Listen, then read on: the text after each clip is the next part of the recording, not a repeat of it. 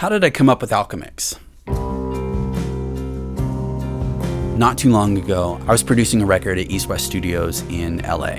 The artist, who I'll just call him Johnny, we came back from this 2-week break, get in the studio. Johnny comes up to me and just gives me the biggest bear hug. He's like, Joe, and he hugs me and he's like so excited and up in my face. He's like, I wrote the most amazing guitar solos. You are going to be so proud of me and so stoked on what you hear. So after I kind of calmed him down a little bit, I looked at him and I said, Johnny, I am so stoked and I can't wait to hear this part. Like I was legitimately like excited to hear what he came up with, because this song was actually one of my more favorite songs on the record. So we get in the studio, we get the guitar amp set up, we get his guitars out, and we get our tones. I got the microphones on, everything's screaming, tones are just kicking ass. We run through it a few times, and he was right. I mean, the parts were they were epic. So we got the takes down. We didn't get them completely all the way down, but we got them down enough to where we had enough to like listen to. And I ran the song back from the beginning all the way to the end. And after listening to it a few times, I started to realize that although the parts were really good, maybe there was something better that could be there. From what he had worked on and brought back, I knew that he could dig deeper and bring something more to the table that actually took the parts from where they were, which was epic, and put them up higher. So I sat there for a second, and then I turned to him and I said, Johnny, these parts are really, really good, and I'm super stoked. Like, great job.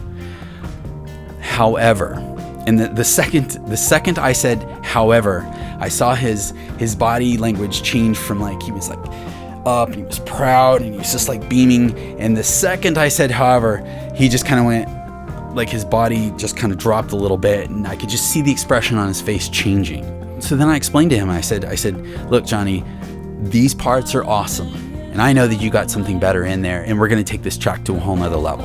And he literally just, from when he just dropped, he went, and his head dropped down, his whole body language, he just slunk back in his chair, and he was bummed.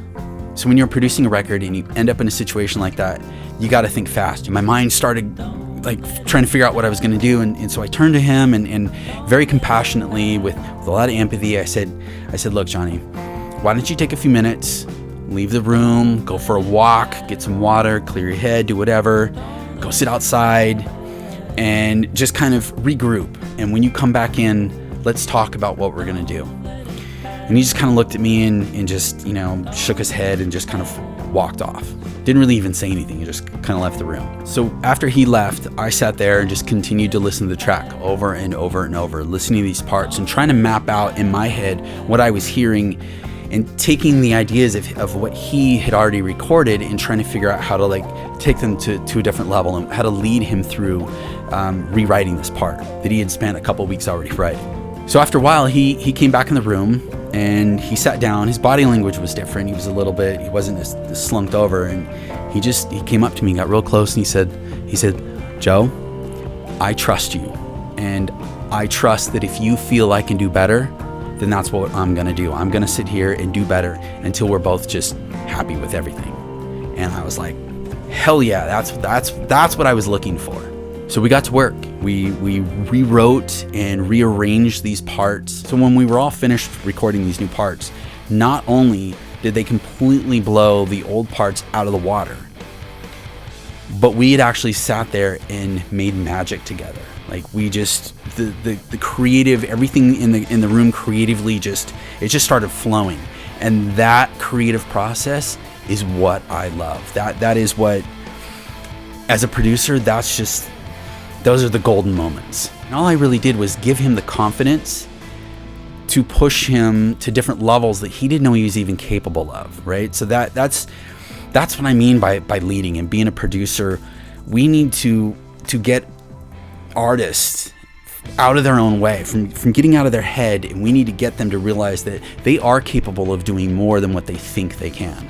And I was just there helping that process and guiding him through it and getting him to think outside of the box that he normally thinks in, and got him to write these parts that were just epic and made this song so much better.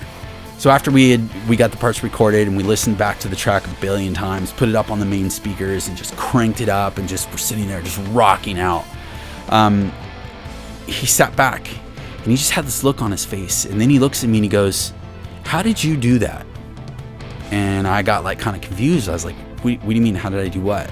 He says, "Usually when I spin out like that, it takes me hours or sometimes even days to come out of that. So how did you do that?" And somehow, not only did you pick me up and got me out of my funk, but you also got me to write these parts that I never even thought I was possible of writing and playing. Now at this point, I'm sitting there just trying to like process what he's telling me, and then the engineer pops up and he's like, "Yeah," he's like, "Man, when I saw you tell him that, and I watched him shut down, and he's like, I thought the session was over. I thought we were going to go home for the day, and then I didn't even know if we were going to come back tomorrow and continue working because he shut down hardcore."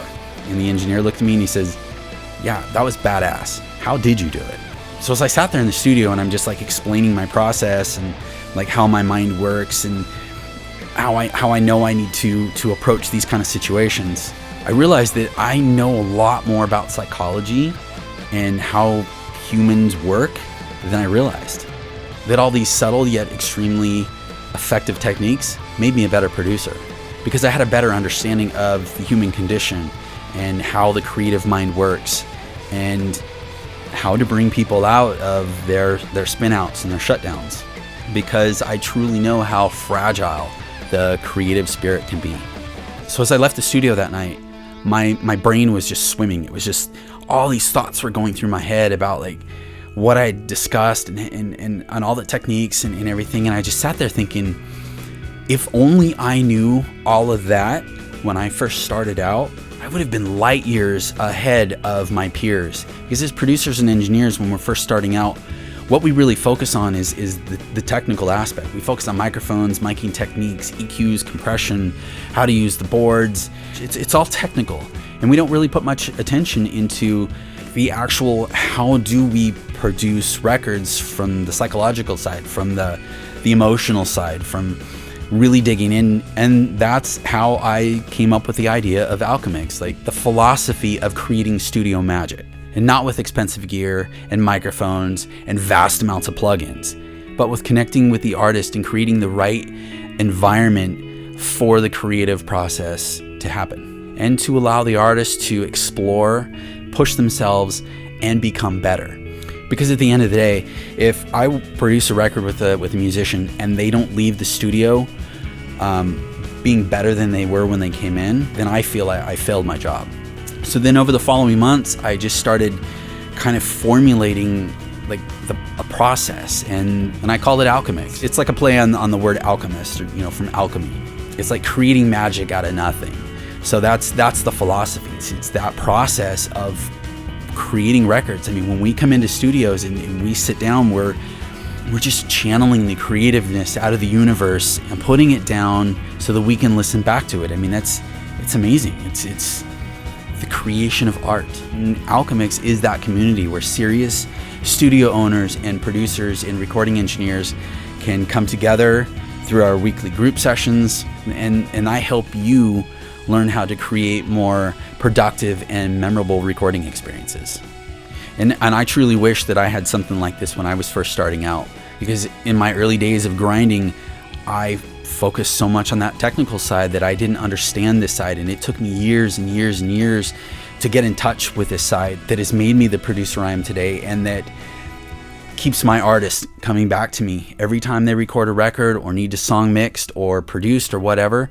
Everybody always comes back to me because I bring something to the table that most other producers don't bring to the table. I mean, because especially these days with plugin, everything is just so almost plug and play, that this part of the process that I've gotten really, really good at is what separates me from other engineers and producers. Now I want to give you that knowledge to help you become better engineers and producers. And I know that after you become a member of Alchemix, you too will have greater control in the control room.